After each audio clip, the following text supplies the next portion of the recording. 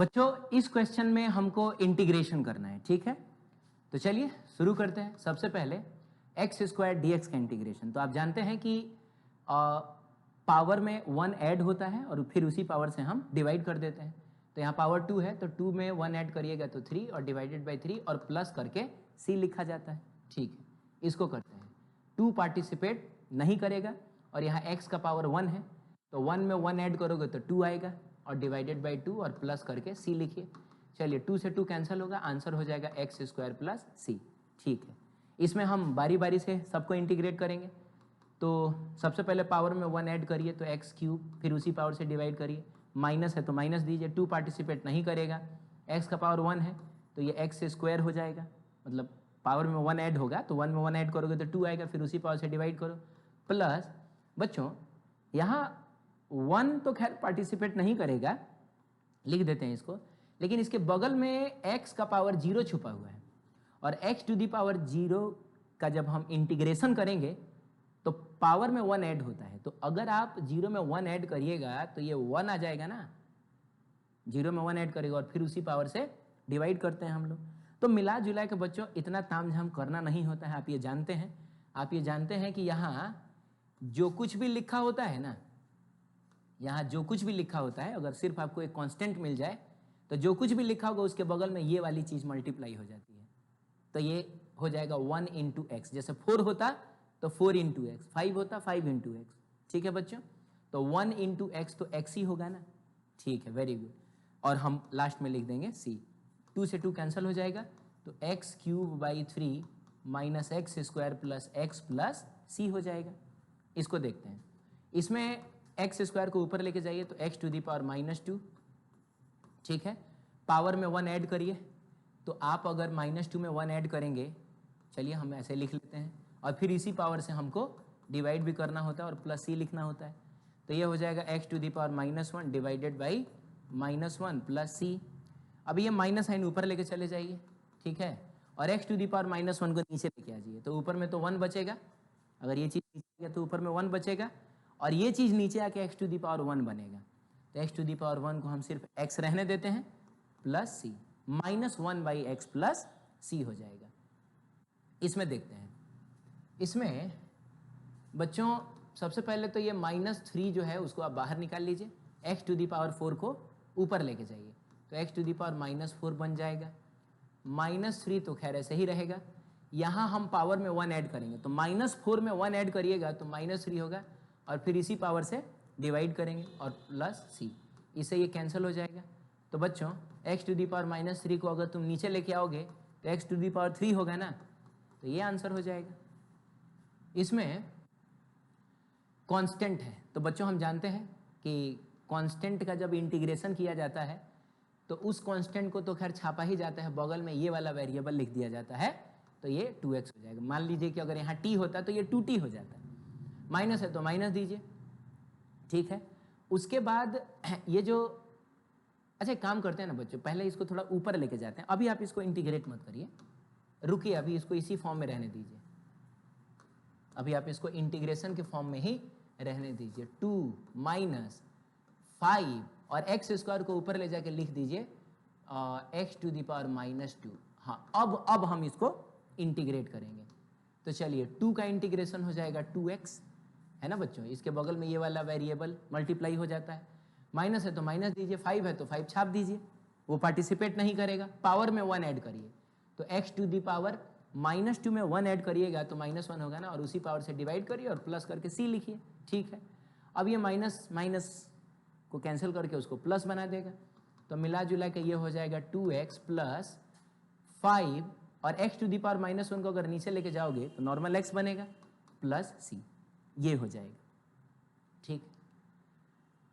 यहाँ पे हम 3/2 को बाहर निकाल लेते हैं और √x को हम लिख देते हैं x टू दी पावर 1/2, ठीक है। 3/2 पार्टिसिपेट नहीं करेगा और इसका इंटीग्रेशन करने के लिए हम पावर में 1 ऐड करेंगे, ठीक है बच्चों, और फिर उसी पावर से हम डिवाइड करेंगे और प्लस करके सी लिखेंगे। ये बन जाएगा 3/2,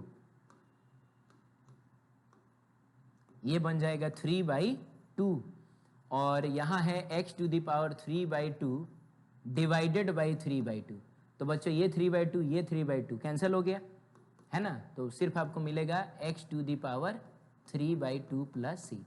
अच्छा, हम चाहें तो इसमें कुछ और भी फेरबदल कर सकते हैं। इस चीज़ को देखिए मैं यहाँ लिखने जा रहा हूँ, ठीक है। क्या हम इसको x³ टू दी पावर 1/2 लिख सकते हैं क्या, प्लस सी? बिल्कुल, फिर ये मल्टीप्लाई होकर 3/2 ही होगा। ऐसा इसलिए मैंने किया क्योंकि 1/2 को मतलब पावर में ये जो 1/2 है इसको हम रूट भी लिख सकते हैं। तो एक्चुअली ये आपको आना चाहिए, क्योंकि हो सकता है कि आप यहाँ तक आंसर ला दें, लेकिन मैं टेस्ट में जो ऑप्शंस दूं उसमें कहीं ये रहे ही नहीं, कहीं ये रहे। तो आपको समझ में आना चाहिए कि 3/2 को हम 3 × 1/2 लिख सकते हैं और पावर में 1/2 एक्चुअली रूट होता है।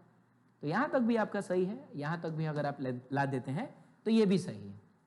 इसमें देख लेते हैं। तो इसमें बच्चों ये 1/3 जो है उसको तो बाहर निकालो पहले तुम। अंदर में क्या बच रहा है, 1/³ ये बच रहा है, ठीक है। अब आप ये बात जानते हैं कि सबसे पहले तो खैर 1/3 को तो आप लिख लीजिए। √(x) का मतलब हुआ x⁴ 1/3। ये बात आपको पता होना चाहिए क्योंकि ये हमने क्लास में डिस्कस किया है। इसको अब आप नीचे से ऊपर लेके जाइए, तो 1/3 तो खैर रहेगा ही, ये बन जाएगा x⁴ -1/3, ठीक है। नहीं, एक्चुअली अभी हम लोग इंटीग्रेट कर रहे हैं, सॉरी इंटीग्रेशन किया नहीं, अभी हम उसको उसी फॉर्म में लिख रहे हैं। अब हम इंटीग्रेट करने जा रहे हैं, तो 1/3 को रहने दीजिए, पावर में 1 ऐड करिए। तो बच्चों यहाँ 1 ऐड करोगे तो 1 - 1/3 और फिर इसी पावर से डिवाइड करिए, तो 1 - 1/3 और प्लस करके आप c लिखिए, ठीक है। तो 1/3 और ये हो जाएगा x⁴ 2/3 और ये हो जाएगा 2/3, ठीक है बच्चों, और प्लस c।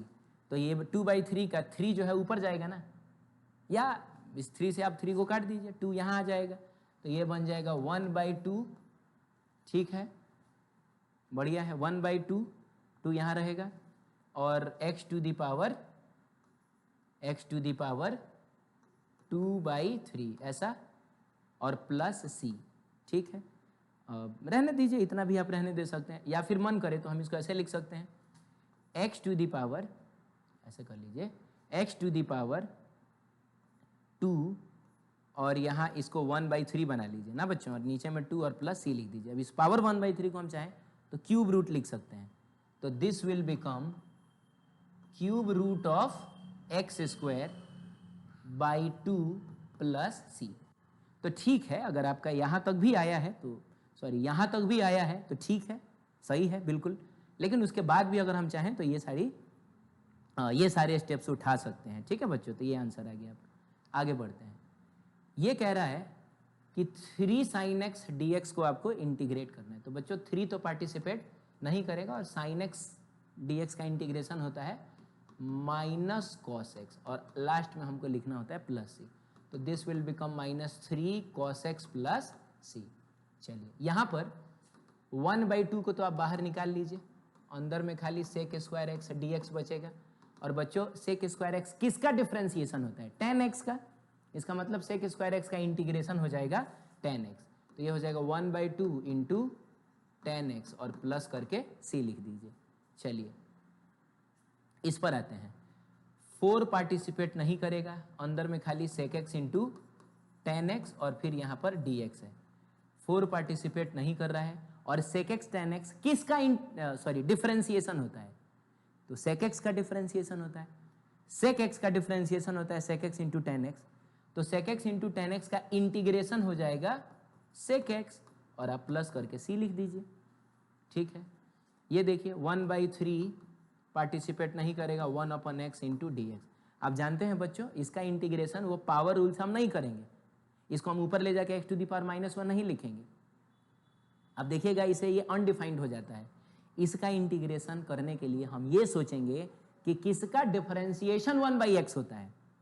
तो बच्चों ln x का डिफरेंशिएशन 1/x होता है, यानी 1/x का इंटीग्रेशन होगा ln x, ठीक है। तो ये बन जाएगा 1/3 × ln x और प्लस करके c। चलिए ये कह रहा है कि the radius r and height h of a circular cylinder are related to the cylinder's volume V by the formula इतना। बच्चों हम जानते हैं ये बात कि किसी भी सिलेंडर, जैसे मान लीजिए कि ये आपका एक सिलेंडर है, तो इसका हाइट अगर h है, इसका रेडियस अगर स्मॉल r है, तो इसका जो वॉल्यूम होता है वो होता है pi r square h, pi r square h होता है। ठीक है, तो वही चीज़ यहाँ पर लिखा हुआ है, पाई आर स्क्वायर एच। कहता है if the height is increasing at the rate of 5 metre per second. इसका मतलब हुआ कि आपको d h by d t दे दिया है, rate of change of height with respect to time दे दिया है 5 मीटर पर सेकेंड। कहता है while radius is constant, radius जो है वो कांस्टेंट है, find rate of increase of volume of cylinder, यानी कहीं ना कहीं आपको dv बाई dt बताना है कि कितना होगा। तो ठीक है बच्चों, हम इस इक्वेशन को डिफरेंशिएट करते हैं, किसके रेस्पेक्ट में, t के रेस्पेक्ट में। तो differentiate both sides with respect to t, तो v का डिफरेंशिएशन t के रेस्पेक्ट में होगा dv by dt। Pi constant है, पार्टिसिपेट नहीं करेगा। इवन r भी कांस्टेंट है, क्वेश्चन ने कहा है कि रेडियस इज कांस्टेंट, तो वो भी पार्टिसिपेट नहीं करेगा। और h का डिफरेंशिएशन होगा dh बाई dt, और dh बाई dt की जगह पे बच्चों हम रख सकते हैं 5। तो हालांकि मीटर पर सेकेंड रखने की ज़रूरत नहीं है, क्योंकि हमने r भी अभी पुट किया नहीं, तो बस आप यहाँ 5 ही रहने दीजिए, हो जाएगा। तो कहने का मतलब है कि इस केस में dv बाई dt हो जाएगा पाई आर स्क्वायर 5, यानी कि 5 पाई आर स्क्वायर। वॉल्यूम इस रेट से बदल रहा है। ठीक है, अब डिफरेंट अगर आपको रेडियस पे पता करना है तो आप यहाँ पुट कर करके पता कर लीजिए कि किस रेडियस पे वॉल्यूम के चेंज करने का रेट कितना है। ठीक है, तो ये आंसर हो जाएगा। अगले पार्ट में कहता है, मतलब इसी क्वेश्चन का ये अगला पार्ट है कि radius is increasing at the rate of 5 metre per second, यानी अभी की बार आपको d r by d t दिया हुआ है 5 मीटर पर सेकेंड। क्लियर है, वाइल हाइट इज कांस्टेंट, अब की बार h जो है वो कांस्टेंट है, तो आपको बताना क्या है, dv बाई dt बताना है। आप देख लीजिए, वही बताना होगा। हम जानते हैं कि v इज इक्वल टू होता है पाई आर स्क्वायर h। अब हमको dv बाई dt चाहिए, यानी कि differentiate both sides with respect to time. तो v का डिफरेंशिएशन t के रेस्पेक्ट में dv बाई dt होगा। क्लियर, पाई पार्टिसिपेट नहीं करेगा और h भी पार्टिसिपेट नहीं करेगा क्योंकि हाइट कांस्टेंट है, लेकिन इसका डिफरेंशिएशन तो होगा। अब इसका डिफरेंशिएशन हम चेन रूल से करेंगे, तो सबसे पहले पावर नीचे आएगा, पावर में से 1 माइनस होगा, तो मिला जुला के आर स्क्वायर का 2r होगा। ये तो रटाया हुआ है, लेकिन जब अंदर जाओगे तो r मिला ना, और r का डिफरेंशिएशन t के रेस्पेक्ट में D r by d T होता है।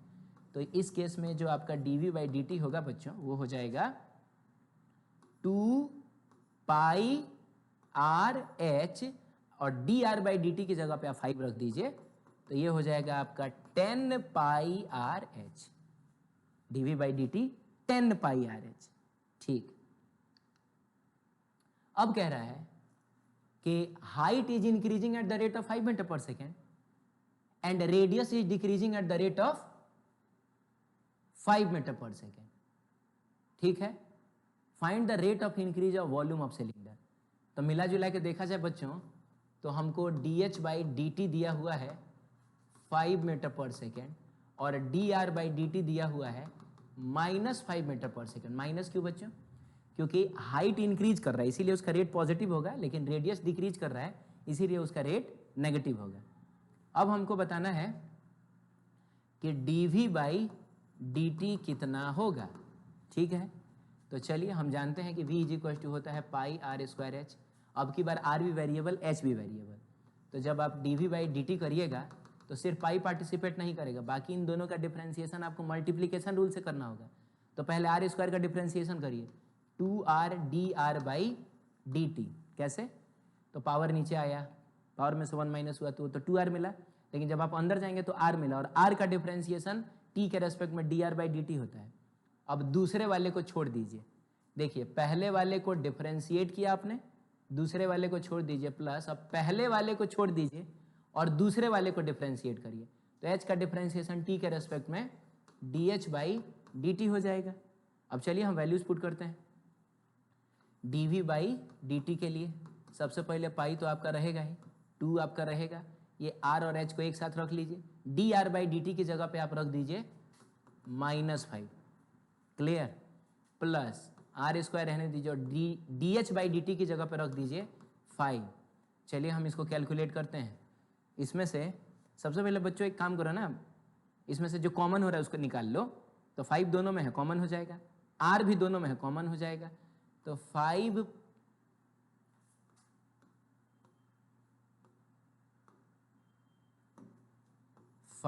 पाई आर को आप कॉमन ले लीजिए, तो इसमें बच जाएगा -2h, खाली -2h बचेगा। और इसमें क्या बचेगा, 5 और आर तो कॉमन ले लिया, तो प्लस बस आर बचेगा।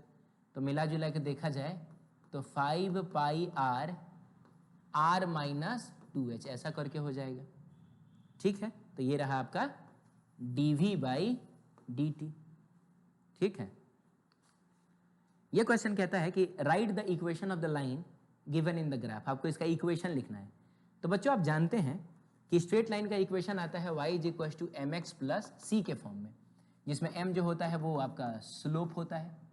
ठीक है, तो स्लोप तो हम लोग निकाल सकते हैं। ये अगर 45 डिग्री है और ये 90 डिग्री है तो जाहिर सी बात है ये भी 45 डिग्री होगा। तो बच्चों स्लोप का मतलब होता है tan थीटा, और थीटा कौन सा एंगल होता है, तो लाइन x एक्सिस के साथ जो छोटा वाला एंगल बनाता है वो होता है।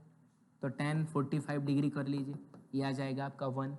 और चूंकि लाइन ऐसे झुका हुआ है तो स्लोप पॉजिटिव होगा, ये हमने पढ़ा है। ऐसे होता है तो स्लोप नेगेटिव होता है, ऐसे है तो स्लोप पॉजिटिव है, तो स्लोप 1 हो जाएगा, स्लोप हो जाएगा 1। और c क्या होता है बच्चों, ये वो पॉइंट होता है जहां पे ग्राफ y एक्सिस को कट करता है। अब ग्राफ x एक्सिस को कहाँ कट कर रहा है ये तो दिया हुआ है, लेकिन y एक्सिस को कहाँ कट कर रहा है ये नहीं दिया हुआ है। तो बच्चों एक काम करते हैं, हम इसको मान लेते हैं कुछ x। अब इस ट्रायंगल में देखिए आपको ये चीज़ पता है, यहाँ से लेकर यहाँ तक 4 है और आपको ये निकालना है। ठीक है, तो अगर हम इस एंगल की बात करें तो इस एंगल के लिए ये परपेंडिकुलर है और ये बेस है। तो बताइए वो कौन सा ट्रिगोनोमेट्रिक रेशियो है जो परपेंडिकुलर और बेस का रिलेशन देता है, तो वो है बच्चों tan। तो हम लिखेंगे tan 45 degree = perpendicular by base, यानी x डिवाइडेड बाई 4। tan 45 की वैल्यू होती है 1, x बाई 4, x = हो जाएगा 4। ये चीज़ हम डायरेक्ट भी देख सकते थे, ये 45 डिग्री, ये 45 डिग्री, इसका मतलब है कि ये एक आइसोसेलेस ट्रायंगल है, समद्विबाहु त्रिभुज। तो जो दो सेम एंगल्स हैं उनके सामने के साइड्स का लेंथ भी सेम होगा। तो इसके सामने वाले साइड का लेंथ अगर 4 मीटर है तो इसके सामने वाले साइड का लेंथ भी 4 मीटर होगा। तो ये वाला जो पॉइंट है वो कुछ और नहीं है, 4 ही होगा। ठीक है, तो इसका मतलब हुआ कि c की जगह पे 4 रखिए, तो y = हो जाएगा 1 × x + 4, यानी y = हो जाएगा x + 4। तो y = x + 4 का ग्राफ वो बना हुआ है। क्लियर है? ठीक है, आगे बढ़ते हैं। ये कह रहा है कि position of a particle is given by equation इतना। ये पार्टिकल का पोजीशन दिया हुआ है कि किसी भी t टाइम पे पार्टिकल का पोजीशन कितना है। तो 2t² - 6t + 4। एक काम करो बच्चों, ये t हटा दो, ये मिसप्रिंटिंग है, क्योंकि -60 + 40 देने का कोई तुक ही नहीं है, तो +4 ही रखिए खाली। कह रहा है what is the acceleration after 4 second, और हिंट में दिया हुआ है कि वेलोसिटी निकलता है ds/dt करके और एक्सेलरेशन निकलता है dv/dt करके। तो पहले आप वेलोसिटी निकाल लीजिए ds/dt करके। तो बताइए क्या होगा इसका डिफरेंशिएशन, तो 2 नीचे आएगा, 4t - 6 हो जाएगा। ठीक है, तो वेलोसिटी तो हो गया आपका 4t - 6। अब हमको एक्सेलरेशन निकालना है, तो अब हम करेंगे dv/dt। ठीक है, तो v दिया हुआ है, dv/dt कर लीजिए। तो 4 पार्टिसिपेट नहीं करेगा, t का डिफरेंशिएशन t के रेस्पेक्ट में 1 होगा, लिखने की जरूरत नहीं है। और 6 का डिफरेंशिएशन 0 होगा, तो उसको भी लिखने की जरूरत नहीं है। यानी बच्चों एक्सेलरेशन जो है ना वो आपका 4 मीटर/सेकंड² आ गया, यानी ये टाइम पर डिपेंड कर ही नहीं रहा है। तो हम 1 सेकंड में देखें, 2 सेकंड में देखें, 50 सेकंड में देखें, हर समय उसका एक्सेलरेशन इतना ही रहेगा। अब बात समझ रहे हैं? जैसे कहने का मतलब है कि यहाँ पर बच्चों अगर हम ऐसा 4 लिख दें, 4 मीटर/सेकंड², तो यहाँ t का पावर 0 ही ना छुपा हुआ है, तो आप t की जगह पे कुछ भी रख लीजिए, 1 रखिए, 2 रखिए, 10 रखिए, 50 रखिए, उसका पावर 0 1 ही होगा, यानी आपको सिर्फ इतना ही मिलेगा। मतलब ये चीज़ तो हमेशा 1 होगा ना, तो आपको सिर्फ मिलेगा 4 मीटर/सेकंड², यानी ये टाइम पर डिपेंड कर ही नहीं रहा है। ये सब फालतू बात है, मेन बात तो ये है कि टाइम पर डिपेंड नहीं कर रहा है, तो किसी भी टाइम पे acceleration 4 metre per second square ही होगा। क्लियर है? चलिए, ये कहता है कि speed of a particle of mass 2 kg is increasing at the rate of 5 metre per second square. ठीक है बच्चों, तो कोई एक पार्टिकल है शायद, उसकी वेलोसिटी को चलिए हम v या स्पीड को v से दिखा देते हैं। मास बेचारे का दिया हुआ है 2 kg और speed is increasing at the rate of 5 metre per second square, यानी कहीं ना कहीं rate of change of speed with respect to time दिया हुआ है 5 मीटर पर सेकंड स्क्वायर, ये चीज दिया हुआ है। बोल रहा है what is the rate of change of kinetic energy if speed of the body is 10 metre per second, यानी आपको d, अब काइनेटिक एनर्जी को चलो बच्चों हम लोग k से दिखा देते हैं, सिर्फ k से, तो आपको dk बाई dt बताना है, rate of change of kinetic energy with respect to time. कब? तो at velocity is equals to 10 metre per second. सबसे पहले ये बताइए कि dv बाई dt दे के और dk बाई dt पूछ रहा है, तो पहले काइनेटिक एनर्जी का फॉर्मूला तो आपको पता होना चाहिए ना। तो बच्चों काइनेटिक एनर्जी जिसको हम k से दिखा रहे हैं उसका फॉर्मूला होता है हाफ mv स्क्वायर। अब हमको dv बाई dt दिया है, dk बाई dt निकालने को बोल रहा है, इसका मतलब हुआ हम समझ गए कि differentiate both sides with respect to क्या टाइम करना होगा। तो k का डिफरेंशिएशन t के रेस्पेक्ट में dk बाई dt होगा 1/2m, पार्टिसिपेट नहीं करेगा, ये तो कांस्टेंट है। और इसका डिफरेंशिएशन करने के लिए हम चेन रूल लगाएंगे, सबसे पहले पावर को डिफरेंशिएट करेंगे, तो पावर नीचे आएगा, पावर में से 1 माइनस होगा तो 2v होगा, और अंदर जाएंगे तो v मिला। अब v का डिफरेंशिएशन t के रेस्पेक्ट में dv बाई dt। अब चलिए वैल्यूज पुट की जाए, 1/2, मास कितना दिया हुआ है बच्चों? तो मास दिया हुआ है आपका 2 kg, तो आपको यूनिट मत रखिए, रहने दीजिए, सीधे हम लास्ट में लिखेंगे जूल पर सेकेंड, क्योंकि ऊपर में काइनेटिक एनर्जी और नीचे में टाइम है। ठीक है, तो ये हो जाएगा। फिर यहाँ पर 2 है तो 2 रहने दीजिए, v की जगह पे हमको रखना होगा 10, चलिए 10 रखा जाए, और dv बाई dt की जगह पे रखना होगा 5, आंसर आएगा जूल पर सेकंड में। 2 से 2 तो आपका कैंसिल हो जाएगा, और ये हो जाएगा 10 into 2 20, 20 into 5 100, 100 joule per second के रेट से अभी काइनेटिक एनर्जी में बदलाव हो रहा है। हर सेकंड kinetic energy 100 joule per second के रेट से बदल रहा है। कब? जिस समय वेलोसिटी 10 मीटर पर सेकंड है तब। ठीक है, चलिए, ये बोल रहा है कि इवैल्यूएट करिए इसको। तो बच्चों ये डेफिनेट इंटीग्रेशन है, और हम जानते हैं कि डेफिनेट इंटीग्रेशन में पहले तो हमको डेफिनेट इंटीग्रेशन में पहले तो हमको इंटीग्रेट कर लेना होगा। तो इसका इंटीग्रेशन हो जाएगा 3 और x क्यूब बाई 3, क्योंकि पावर में 1 ऐड करके उसी पावर से डिवाइड करते हैं, प्लस 4 x स्क्वायर बाई 2, नीचे वाला नीचे, ऊपर वाला ऊपर। अब यहाँ 3 से 3 कैंसिल, इससे ये कैंसिल, तो ये बन जाएगा आपका x cube plus 2x square, 0 से लेके बच्चों 1 तक। फिर जहाँ जहाँ x है उसकी जगह पे 1 डालेंगे, चलिए डाला जाए, तो ये हो जाएगा 1 का क्यूब प्लस 2 इंटू 1 का स्क्वायर। फिर माइनस का साइन देकर जहाँ जहाँ x है उसकी जगह पे 0 डाला जाए, तो यहाँ भी 0 यहाँ भी 0 डालोगे तो ये 0 हो जाएगा। अब मिला जुला के ये हो जाएगा 3, आंसर आ जाएगा 3। ठीक है, ये बोल रहा है कि आप इसको सॉल्व करिए, बताइए इसकी वैल्यू कितनी होगी। तो सबसे पहले इंटीग्रेट करिए, साइन एक्स का इंटीग्रेशन होता है माइनस कॉस एक्स, और बच्चों कॉस एक्स का इंटीग्रेशन होता है साइन एक्स, फिर नीचे और ऊपर में पाई बाई 2। अब क्या करें, जहाँ जहाँ एक्स है उसकी जगह पाई बाई 2 रखिए, तो minus cos pi by 2 plus sine pi by 2 minus, अब जहाँ जहाँ एक्स है उसकी जगह पे 0 रखिए, तो माइनस कॉस 0 प्लस साइन 0।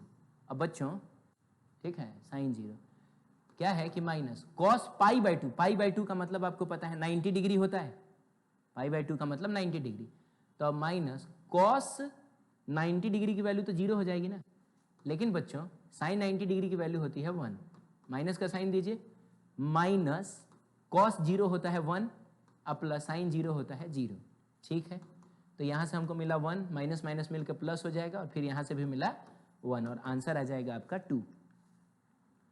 ये कह रहा है कि एक ट्रायंगल है और आपको बताना है कि साइन थीटा क्या है, कॉस थीटा क्या है, टेन थीटा क्या है। तो सबसे पहले बच्चों ये कोई राइट एंगल ट्रायंगल नहीं है कि हम ऐसे आसानी से sine theta, cos theta, tan theta बता देंगे।